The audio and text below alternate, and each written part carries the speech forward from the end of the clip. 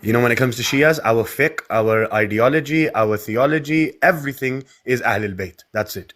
We don't go to fallible men that Allah sits on a throne, but I don't want to divert. So we've established that you're a sect, and we've established that the Quran says do not become a sect. Now, if we existed at the time of the Prophet, the question arises, when did your aqaid, your actual belief, when did it come into fruition?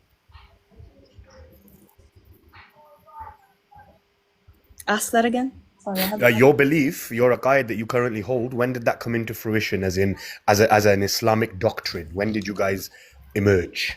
Because we've established you're not there at the time of the Prophet. We know you're not there at the time of Abu Bakr. We know you're not there at the time of Umar. You're not there at the time of Uthman. You're not there at the time of Ali alayhi salam. You're not there at the time of Muawiyah and Hassan alayhi salam. You're not there during Imam al-Hussein and Yazid. You're not there during Bani Abbas. So when did you guys emerge? 19th century.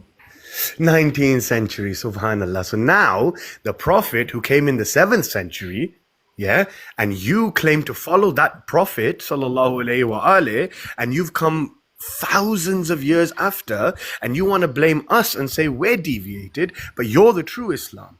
But your Islam came what, in the 1920s from a guy called Muhammad ibn Abdul Wahhab? So the only thing I would say, sisters, please go back to the Sunnah of the Prophet, listen to your Nabi. He's told you who his successor is. He's told you about Ahlul Bayt.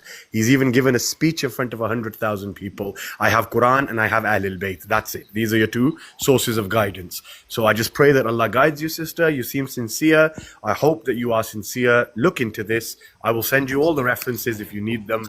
But yeah, you can't come in the 19th century and say you're the true Islam. Do you get me? Come back, sister. So you want to prove Aqidah? Can I ask him a question really Of quick? course you can, sister. Yeah. Okay. So I don't really think not that argument doesn't fall through completely, okay? But It does, but okay. That's kind of like a Christian saying that Islam isn't valid because Islam came 600 years after, Isa was so-called crucified. Right? No. But remember one thing, sister. Jesus is not our pivotal point. Jesus is not our foundation. Yeah, as a Muslim, our foundation is Adam alayhi salam.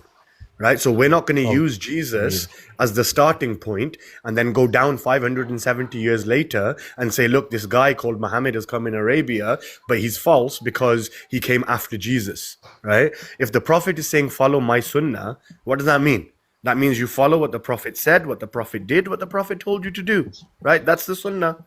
So if you want to follow the sunnah of the Prophet, you can't follow it in the 19th century, can you? You know? So Jesus is not our focal point, is it? Adam alayhi salam is the first Muslim. You get it? So Christians can't say that to us, and I refute Christians on a daily basis.